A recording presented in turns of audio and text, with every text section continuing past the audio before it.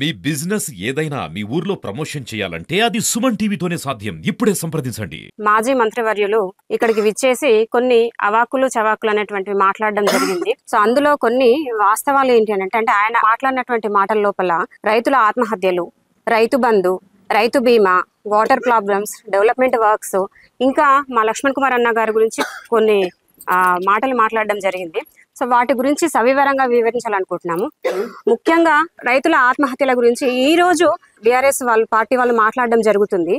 ఇన్ని రోజులు లేని ప్రేమ ఇప్పుడు ఎందుకు ఒలకబోస్తున్నారు అని చెప్పేసి నేను ప్రశ్నిస్తున్నా. ఇన్ని రోజులు వాళ్ళ గవర్నమెంటే ఉంది, ఇన్ని రోజులు కూడా రైతుల ఆత్మహత్యలు జరిగినాయి. కానీ ఏ రోజు కూడా నోరు మెదపని నాయకులు ఈ రోజు ఎంపీ ఎలక్షన్స్ ముందుండగా రైతుల మీద ప్రేమ ఒలకబోస్తూ ఈ రోజు అక్కడ ఆ రైతు అట్లా జరిగింది, ఇక్కడ ఈ రైతు ఇట్లా జరిగిందని చెప్పేసి మాట్లాడుతున్నారు.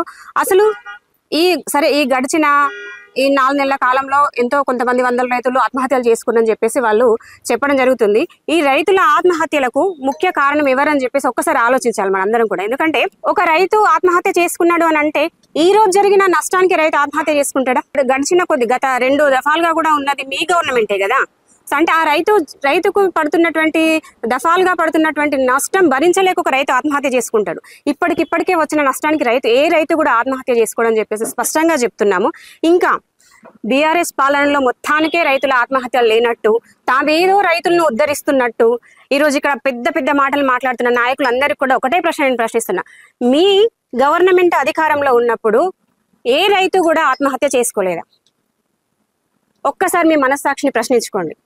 8 ఏళ్ల పాలనలో సుమారుగా 8,000కు పైగా రైతులు ఆత్మహత్య చేసుకున్నారు. ఇది నేను ఏదో రాజకీయంగా ప్రకటన చేయడం కోసమో లేదా బీఆర్ఎస్ పార్టీని బదనం చేయడం కోసమో చెప్పడం లేదండి. స్వయంగా కేంద్ర ప్రభుత్వం పార్లమెంటులో ఇచ్చినటువంటి లెక్కలు 2014 నుంచి నేటి వరకు 2023 వరకు 8,000 మందికి పైగా రైతులు ఆత్మహత్య చేసుకున్నారు. ఇందులో సుమారు తెలంగాణలో జరిగినటువంటి రైతుల ఆత్మహత్యల్లో 8% మంది కౌలు రైతులు మాత్రమే ఉన్నారు. ఈ కౌలు రైతులకు అన్యాయం చేసింది అప్పటి ముఖ్యమంత్రిగా ఉన్నటువంటి కేసీఆర్ గారు. కౌలు రైతులను రైతులుగా గుర్తించమని చెప్పేసి స్పష్టం చేసింది మీరా కాదా? సూటి ప్రశ్న, మీరే కదా. అప్పుడు ముఖ్యమంత్రిగా ఉన్నప్పుడు కౌలు రైతులను మేము రైతులుగా గుర్తించము అని చెప్పేసి స్పష్టం చేసింది మీరు. దాని ఫలితంగా ఏమైంది? కౌలు రైతు ఎక్కడో ఒక చోట అప్పు చేస్తాడు, తీసుకొస్తాడు, పెడతాడు. నష్టపోయినప్పుడు అట్లీస్ట్ గవర్నమెంట్ కూడా సాయం చేయకపోతే ఏం చేస్తారండి? ఆటోమేటిక్ గా ఆత్మహత్య చేసుకున్నాడు. దానికి ఇంకొకరిని బదనాం చేయడం ఎందుకు? ఇంకా మీరు పక్కనున్నటువంటి మహారాష్ట్ర వెళ్ళి మన తెలంగాణలో మొత్తానికి రైతుల ఆత్మహత్య జరగలేదని చెప్పేసి చెప్పడం జరిగింది. వాస్తవానికి రైతుల ఆత్మహత్యలో మన తెలంగాణ 3వ స్థానంలో ఉంది. ఇది నేను చెప్పడం జాడో కేంద్రంలో పార్లమెంట్ లో వివరించినటువంటి వివరాలు ఇవి. అటువంటి మీరు ఈ రోజు అసెంబ్లీ ఎంపీ ఎలక్షన్స్ ముందరున్నాయని చెప్పేసి వచ్చి ప్రజల మీద ఏదో రైతుల మీద ప్రేమ వలకపోస్తూ కళ్ళబొల్లి మాటలు చెప్తూ అబద్ధాలు చెప్తూ మోసం చేస్తూ ఇంకా ఎన్ని రోజులు చేస్తారు? ఈ విధంగా చేసినందుకే మొన్న జరిగినటువంటి ఎలక్షన్స్ లో ప్రజలు మంచి స్పష్టమైన తీర్పునిచ్చి బుద్ధి చెప్పిర్రు. మీరు ఇంకా ఇట్లాగే అబద్ధపు మాటలు చెప్తే ఇంకా నెక్స్ట్ జరగబోయే ఎలక్షన్స్ లో కూడా ప్రజలు బుద్ధి చెప్తారని చెప్పేసి చెప్తున్నాం. ఇంకొక విషయం, రైతు బంధు అంటాడు. రైతు బంధు రాలేదని చెప్తారు. దయచేసి ఇక్కడ ఎవరైనా రైతులు ఉంటే కూడా స్పష్టంగా చెప్పాలండి. 5 ఎకరాల లోపు ఉండేటువంటి ప్రతి రైతుకు కూడా దశల వారీగా రైతు బంధు అనేటువంటి పడడం జరిగింది. నిన్న మాట్లాడినటువంటి మంత్రివర్యులు ఎవరైతే ఉన్నారో దయచేసి మీరు వివరాలు తెలుసుకోండి, విషయం తెలుసుకొని మాట్లాడండి. ఇక్కడ రైతులు ఉంటే స్థానికంగా ఉన్న రైతులను కావచ్చు, మీ దగ్గర ఉన్నటువంటి రైతులను కావచ్చు, కనుక్కొని రైతు బంధు పడిందా లేదా అనే ఒక విషయాన్ని స్పష్టం చేసుకొని ప్రజల ముందుకు రావాలని చెప్పేసి కోరుతున్నాం. ఇంకా రైతు బీమా గురించి మాట్లాడతారు. రైతు బీమా కూడా ఇవ్వలేదు అని చెప్తారు. ఇక్కడ ఉండేటువంటి గడిచిన 4 నెలల లోపల ఏ రైతుకు ప్రమాదం జరిగి యాక్సిడెంట్ డెత్ అయినప్పటికీ కూడా రైతు బీమా 5 లక్షల రూపాయలు స్వయంగా గవర్నమెంట్ ఇవ్వడం జరిగింది. అందులో కొందరికి స్వయంగా మేము అప్లికేషన్ చేసి మేము ముందుబడి ఇప్పించడం అనేటువంటిది జరిగింది. సో ఈ విషయం కూడా గౌరవ మంత్రివర్యులు గారికి స్పష్టంగా చెప్పడం జరుగుతుంది. సో ఒక అబద్ధం చెప్పి అబద్ధాన్ని నిజం అని చెప్పేసి పదే మీరు 10 సార్లు పాత్రికేయుల సమక్షంలో ప్రజల ముందుకు పోతా అంటే జనాలు ఏం కళ్ళకి గంతలు కట్టుకొని లేరు. మీరు చెప్పేటువంటి అబద్ధాలను ఇన్ని రోజులు నమ్మినట్టు ఇక నమ్మడానికి కూడా లేరని చెప్పేసి చెప్తున్నాము. ఇంకా పెన్షన్ విషయం వస్తారు. పెన్షన్ విషయం మాట్లాడతారు సార్. పెన్షన్ విషయము గత గవర్నమెంట్ ఉన్నప్పుడే ప్రతి నెల పెన్షన్స్ అనేటువంటివి సరిగ్గా రాలేదు. ఈ గడిచిన 4 నెలల నుంచి కావాలంటే మీరు ప్రజల వద్దకు వెళ్ళండి, తెలుసుకోండి. ప్రతి నెల 25వ తారీఖున లబ్ధిదారుల యొక్క ఖాతాలో పెన్షన్ జమ అవుతుందా లేదా ఒక్కసారి తెలుసుకోండి. మీరు కళ్ళు మూసుకొని పిల్లి కళ్ళు మూసుకొని పాలు తాగుతుంది అన్నట్టుగా మీకు వాస్తవాలు తెలుసుకోకుండా ఇక్కడ వచ్చి ఏదో ఏదో మాట్లాడి వెళ్ళిపోతా అంటే దీన్ని ఫస్ట్ మాకు అర్థమవుతుంది ఏంది అని అంటే రాబోయే ఎలక్షన్స్ లో మీకు ఖచ్చితంగా మీరు గెలవమని చెప్పేసి మీకు చాలా స్పష్టంగా అర్థమైనట్టుంటది. సో గెలవాలనేటువంటి ఒక తపనతోటి లేనిపోని అబద్ధాలను గవర్నమెంట్ మీద వేస్తూ ఏదో చెప్తే మాటలు ప్రజలు విని చేస్తారు అని చెప్పేసి మీరు కోరుకుంటున్నారేమో. అట్లాంటి అవాస్తవమైన విషయాలు అబద్ధపు విషయాలు కూడా ఇక ముందు చెల్లవు. ఇంకా మీరు నిజంగా ఒక మాట చెప్పాలంటే ప్రస్తుతము కాంగ్రెస్ గవర్నమెంట్ ఏదైతే ఉందో తను చేస్తున్నటువంటి పనితీరును ఓర్వలేక మీరు చూసి తట్టుకోలేక ఈ విధమైనటువంటి అబద్ధపు మాటలు చెప్తున్నారని చెప్పేసి మేము మీ మీద చెప్తున్నాము. అట్లాగే ఇంకొక విషయం వాటర్ ప్రాబ్లం అంటారండి. మాకు అర్థం కాని విషయం ఏంటంటే గత 2 దఫాలుగా మీరే ఉన్నారు గవర్నమెంట్ లో, మీరు ఎమ్మెల్యేగా ఎంపీగా 10 సంవత్సరాలు మీరే ఈ ప్రస్తుతం ధర్మపురి కాన్స్టిట్యున్సీకి ఉన్నారు. సో ఉన్నప్పుడు అట్లీస్ట్ మంచినీటి సమస్య కూడా మీరు శాశ్వత పరిష్కారం అనేటువంటిది చూపించలేకపోయారు.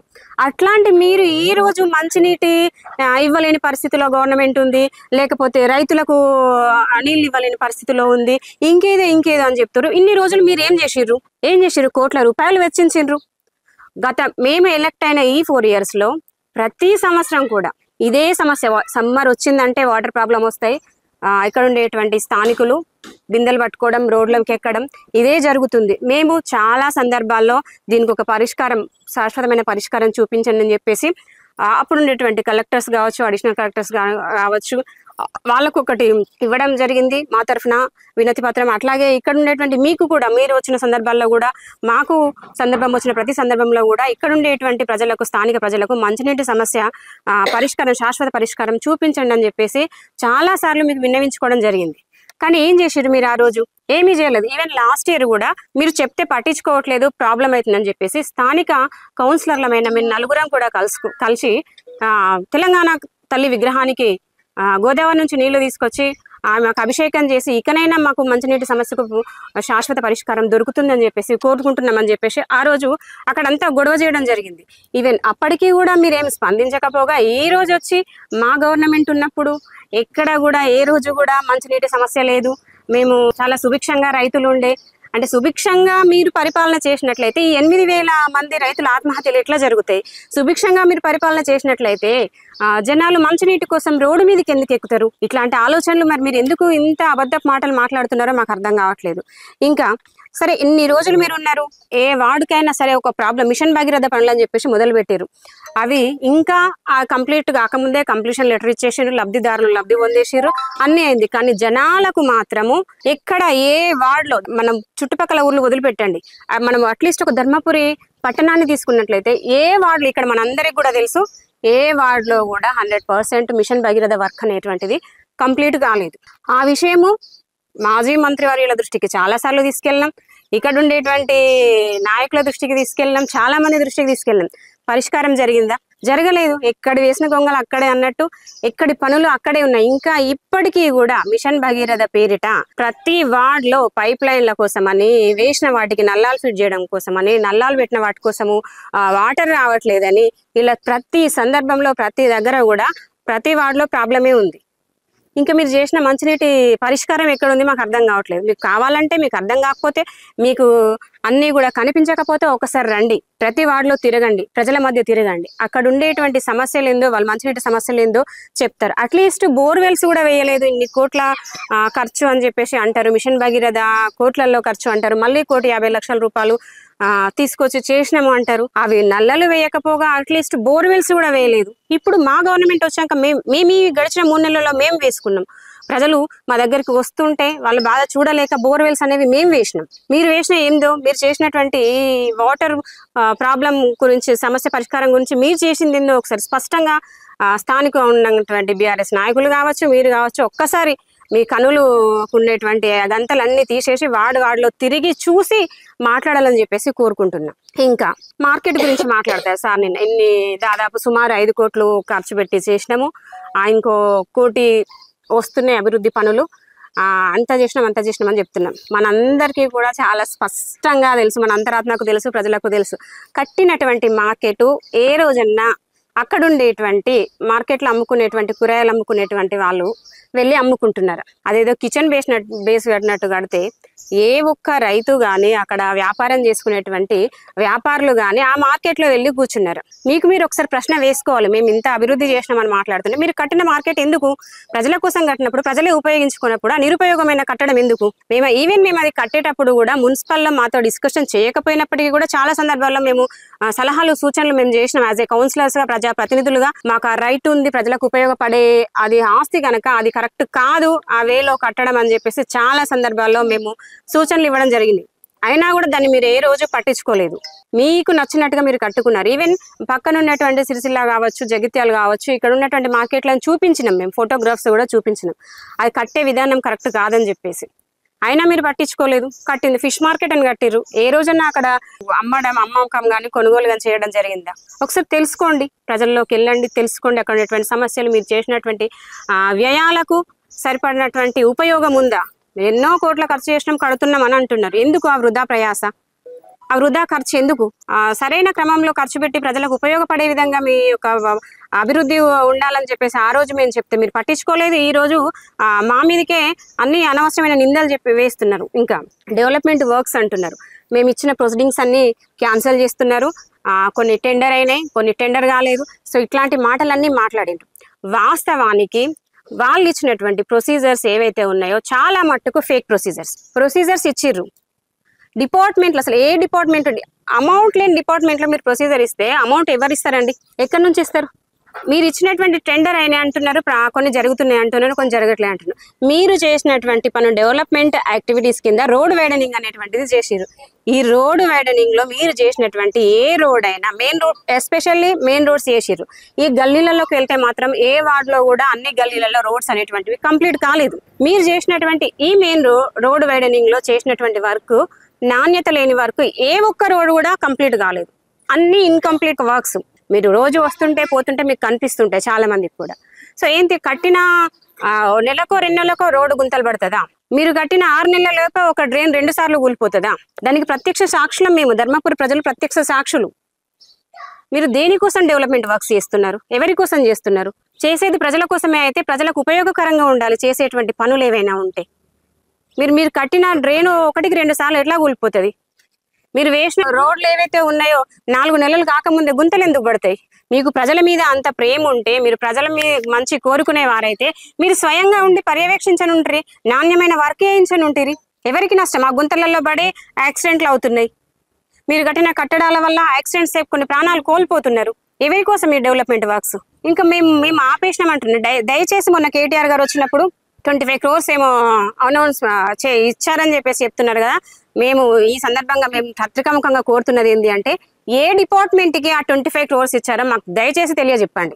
ఈ 25 crores కాదండి, ఈవెన్ పట్టణ ప్రగతి ఫండ్స్ కూడా, మున్సిపాలిటీకి రావాల్సిన పట్టణ ప్రగతి ఫండ్స్ కూడా గత 16 నెలల నుంచి స్ట్రక్ అవుతున్నాయి. పట్టణ ప్రగతి గ్రాంట్స్ లేక మున్సిపాలిటీలో అట్లీస్ట్ చేయవలసిన బేసిక్ వర్క్స్ కూడా మేము చేయించుకోలేకపోతున్నాం మున్సిపాలిటీ నుంచి. దీనికి బాధ్యులు ఎవరు? ఇంత బాధ్యతాయుతమైనటువంటి మీ గవర్నమెంట్, బాధ్యతాయుతమైన మంత్రివర్యులు మీరు ఉండి ఎందుకు ఈ గ్రాంట్స్ ఎందుకు స్టక్ అవుతున్నాయి? ఈ డెవలప్మెంట్ వర్క్స్ ఎందుకు ఫెయిల్యూర్ అవుతున్నాయి? ఒకసారి మీరు జనాలలోకి రావాలి, వాస్తవాలు తెలుసుకోవాలి. మీరు ఈ పత్రికా ముఖంగా మీరు నిన్న మాట్లాడినందుకు మేము ఇవాళ అడుగుతున్నాము, దీనికి కూడా మీరు సమాధానం ఇవ్వాలని చెప్పేసి కోరుకుంటున్నాము. ఇంకా ప్రతి సందర్భంలో ఈ ఎలక్షన్స్ వస్తున్నాయి అనగానే అక్కడ ఏమేమైతే వర్క్స్ ఉంటాయో వస్తారు, కొబ్బరికాయ కొడతారు, అది స్టార్ట్ అంటారు, మళ్ళీ నెక్స్ట్ డే ఆగిపోతుంది. ప్రతి చోట ఇట్లాగే ఉంది. ఇన్ని ఇన్కంప్లీట్ వర్క్స్ పెట్టుకొని మేము డెవలప్మెంట్ వర్క్స్ చేసినాం, ఇన్ని కోట్లు ఖర్చు చేసినామని చెప్పేసి చెప్పి ఎవరిని మీరు మభ్యపెడతారు? ప్రజలు ఏం అమాయకులు కాదు, చూస్తారు ఎక్కడ వాస్తవం ఉంది, ఎక్కడ అవాస్తవం ఉంది అనేది చూస్తారు, తగిన బుద్ధి చెప్తారు. ఇంకా ఏమంటారు, లక్ష్మణ్ కుమార్ అన్న గురించి మీరు మాట్లాడతారు. అక్కడ మంగళగడ్డ సుందరీకరణ కోసం ఎన్ని కోట్లు తెచ్చినామని అంటారు. వాస్తవానికి మంగళగడ్డ సుందరీకరణ చేయడం అనేటువంటి సరే ఎంత మట్టు కరెక్టో పక్కనెట్టండి. మన రీసెంట్గా 2-3 years బ్యాక్ ఫ్లడ్స్ వచ్చినప్పుడు మనందరికీ తెలుసు అదంతా కూడా ముంపుకు గురైనాయని చెప్పేసి, అది బఫర్ జోన్ అని చెప్పేసి మీరే ఒక కమిటీ వేసి మీరే దాన్ని గుర్తించారు, అది బఫర్ జోన్ అని చెప్పేసి. మరి అట్లాంటి వాటికి మీరు ఎన్ని కోట్లు ఖర్చు పెట్టి ఏం లాభం? పెట్టాల్సినటువంటి అవసరం ఏముంది? ప్రజలకు ఎక్కడైతే నీడెడ్ ఉందో, ఎక్కడైతే ఏ అవసరం ఉందో, ఇప్పటి వరకు కూడా 4 సంవత్సరాల నుంచి ఇక్కడ ఉండేటువంటి ధర్మపురి పట్టణంలో ఉండేటువంటి ప్రతి వార్డులో పోల్స్ అవసరం ఉంది, వాటరు నీళ్ళ అవసరం ఉంది, రోడ్ల అవసరం ఉంది, డ్రైన్ల అవసరం ఉంది. మీరు చేసేటువంటి సుందరీకరణ అని, రోడ్ వైడనింగ్ అని, మార్కెట్ అని ఇన్ని సరే చెయ్యండి, అందులో తప్పు లేదు, దానికి మేము అడ్డు రావట్లేదు. కానీ ఈ నిరుపయోగంగా ఇన్ని కోట్ల ఖర్చు చేసే బదులు ఎక్కడైతే ప్రజలు నివసిస్తారో, ఎక్కడైతే అంటే అట్లీస్ట్ ఒక మున్సిపాలిటీలో మనం కల్పించాల్సినటువంటి కనీస సదుపాయాలు, ఇవి సౌకర్యాలు ప్రజలకు, అట్లాంటి వాటి మీద మనకు దృష్టి ఉండదు. ప్రతి ఏరియాలో ఇప్పటికీ మంచినీటి సమస్య ఉంటుంది, ప్రతి ఏరియాలో కరెంట్ పోల్ సమస్య ఉంటుంది, ప్రతి ఏరియాలో రోడ్డు సమస్య ఉంటుంది, ప్రతి ఏరియాలో డ్రైన్ సమస్య ఉంటుంది. ఇక మీరు చేసిన అభివృద్ధి ఏంది? జనాలు నన్ను మర్చిపోయేట్టు చెయ్యండి అని అంటారు. మిమ్మల్ని ఎప్పుడో మర్చిపోయారు సార్. మర్చిపోతేనే ఈ రోజు లక్ష్మణ్ కుమార్ అన్న గెలిచిండు. ఎప్పుడో మర్చిపోయినరు. మర్చిపోతేనే ఈ రోజు లక్ష్మణ్ కుమార్ అన్న అంత భారీ మెజార్టీతో గెలిచిందని చెప్పేసి మేము చెప్తున్నాము. ఇంకా లక్ష్మణ్ కుమార్ అన్న మీ ఆస్తులు లెక్కబెట్టడానికి గెలవలేదు. లక్ష్మణ్ కుమార్ అన్న ఒక ఎమ్మెల్యేగా ప్రజలకు ప్రతినిత్యం, ఆయన ఓడిపోయినా కూడా గత 10 సంవత్సరాల నుంచి ప్రజల మధ్యనే ఉన్నాడు. ప్రజలకు ఏ అవసరం వచ్చినా, ఎటువంటి కార్యక్రమం అయినా వస్తున్నాడు. ఆయన ఓడిపోయినా వచ్చిండు, ప్రస్తుతం గెలిచిన తర్వాత కూడా ఈ 3 నెలల నుంచి అన్న ప్రజల మధ్యలోనే ఉంటుండు. మార్నింగ్ దాదాపు ఇక్కడ ఉండేటువంటి మీ పాత్రికేయ మిత్రులకు అందరికీ తెలుసు, ఇక్కడ ఉండేటువంటి ప్రజలకు కూడా తెలుసు. పొద్దున 5 గంటలకు అన్న దగ్గరకు వస్తారు. 5 గంటల నుంచి మొదలు పెడితే నైట్ పడుకునే 11 o'clock మట్టుకు ఇక్కడికి వచ్చినటువంటి ప్రజలు ఎవరైతే ఉన్నారో వాళ్ళు ఏ పార్టీ అని చూడడు. ఈవెన్ మీ బీఆర్ఎస్ పార్టీ వాళ్ళు కూడా వచ్చి పని అడిగితే చేసి పెట్టేటువంటి ఉదార స్వభావం మన లక్ష్మణ్ కుమార్ అన్నది. ఆయన గురించి ఈ రోజు మీరు మాట్లాడతారు. మీ బీఆర్ఎస్ పార్టీ వాళ్ళు వచ్చి అడిగినా కూడా ఆ పనిని కాదని లేదు. ఏ కులం అని చూడలేదు, మతం అని చూడలేదు, పార్టీ అని చూడలేదు, ఏ ఊరు అని కూడా చూస్తలేడు అన్న. Till morning 5 to night 11 o'clock వరకు ఆయనకు సాధ్యమైనంత మట్టుకు అక్కడికక్కడే సమస్యల్ని పరిష్కరిస్తుండు. అటువంటి వ్యక్తి గురించి మీరు మర్చిపోయేట్టు చేసుకోండి, అది మీరు చెప్పాల్సిన అవసరం లేదు. జనాలకు ఆయన గుర్తున్నాడు కాబట్టి, ఆయన మంచితనం అట్లా ఉంది కాబట్టి ఈ రోజు ఆయన నిజంగా 100% లక్ష్మణ్ కుమార్ అన్న ప్రజలకు అందుబాటులో ఉంటాడు, చేస్తాడు, మంచి పాలన ఆయన ప్రజలకు అందిస్తాడని చెప్పేసి ఈ పాత్రికేయుల ముఖంగా మేము ప్రజలకు విన్నవించుకుంటున్నాం. అట్లాగే నిన్న ఎవరైతే మాట్లాడారో ఆ నాయకులకు అందరికీ కూడా మేము ఘంటాపాదంగా చెప్తున్నాం. ఖచ్చితంగా లక్ష్మణ్ కుమార్ అన్న ప్రజలకు అందుబాటులో ఉంటాడు. ఆయన ఇచ్చేటువంటి పరిపాలనలో ఎవ్వరు కూడా గుర్తుకురారు. ఆయన్నే గుర్తుంటాడు. ఇంకో 10 ఏళ్ళు పాటు కూడా ఆయన ప్రజల మదిలో గుర్తుండిపోయేలాగా ఆయన యొక్క పరిపాలన చేస్తాడని చెప్పేసి చెప్తున్నాం. ఇంకా ప్రజలు గవర్నమెంట్ రాగానే ఇది అసమర్థంగా ఉంది, తెలిసిపోతుంది, అది ఇది అని చెప్పేసి చెప్తున్నారు. గెలిచిన 100 రోజుల లోపల మేము చేసిన ఏందో మేము చెప్తాం. ప్రభుత్వం అధికారంలోకి రాగానే ఇక్కడ ఉండేటువంటి సామాన్య ఆడపడుచులకి ఉచిత బస్సు ప్రయాణం అనేటువంటిది కల్పించింది. ఒకప్పుడు ఒక్కరు కూడా బస్సు ఎక్కడానికి ముందుకు రాలేదు. మీ గవర్నమెంట్ ఉన్నప్పుడు బస్సు అని చెప్పేసి ముందుకు రాలేదు. కానీ ఇప్పుడు మా గవర్నమెంట్లో ప్రతి ఆడపడుచు, ప్రతి సామాన్యమైన ఆడపడుచు బస్సు ఎక్కడానికి ఇష్టపడుతుంది, బస్సు ప్రయాణం జరుగుతుంది. అది మీరు చూస్తూనే ఉన్నారు. ఇంకా రాజీవ్ ఆరోగ్యశ్రీ అనేటువంటిది 5 లక్షల నుంచి 10 లక్షల వరకు పెంచడం అనేటువంటిది జరిగింది. ఇంకా 200 యూనిట్ల లోపు కరెంట్ అనేటువంటిది ఫ్రీగా ఇవ్వడం జరుగుతుంది. 500కే సిలిండర్ ఇవ్వడం జరుగుతుంది. ఏదైతే మీరు మీ హయాంలో వదిలేసినటువంటి ఉద్యోగ రిక్రూట్మెంట్స్ అన్నీ కూడా ప్రస్తుతం ఇవ్వడం జరుగుతుంది. ఇంకా మీ బీఆర్ఎస్ పార్టీ నాయకుల యొక్క అవినీతి అనేటువంటిది స్పెషల్గా బట్టబయలు చేయడం జరుగుతుంది. ఇంతకు మించి ఒక గవర్నమెంట్ ఏం చేస్తుందండి? గవర్నమెంట్ ఏం చేస్తుంది అని అంటారు. తాను ఏ విధంగానైతే చేయాలనుకుంటుందో అదే విధంగా గవర్నమెంట్ ప్రజలకు అందుబాటులో, కాంగ్రెస్ ప్రభుత్వం అంటేనే ప్రజల ప్రభుత్వం, ఆ పేద ప్రజలకు అందుబాటులో ఉండే పథకాలన్నింటినీ కూడా నిజంగా ఈరోజు అమలు చేయడానికి ఇంకా సిద్ధంగా ఉంది. సో అట్లాంటి ప్రభుత్వం గురించి మీకు మాట్లాడడానికి నోరెట్లా వస్తుందో మాకు తెలియదు.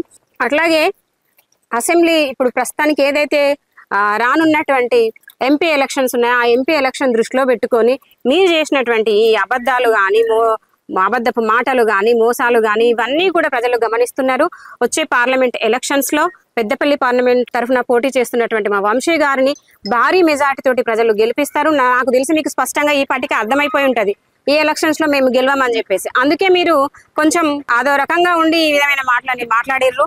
రానున్న రోజుల లోపల బీఆర్ఎస్ అసలు పార్టీ అనేదే లేకుండా కొలాప్స్ అయిపోతుందని చెప్పేసి నేను స్పష్టంగా గంటాపదంగా ప్రజల్లోకి అందరిలోకి తెలిసే విధంగా చెప్తున్నాను. సో కాబట్టి ఇకనైనా ఇట్లాంటి మాటలు మానుకొని ఇంకా మీరు ఇంకేమైనా చేయాలంటే ప్రజలకు పనులు చేయండి, అంతేగాని ఒకరి మీద నిందలేస్తే అబద్ధ మాటలతోటి ముందుకెళ్ళకండి అని చెప్పేసి చెప్పుకుంటున్నాను.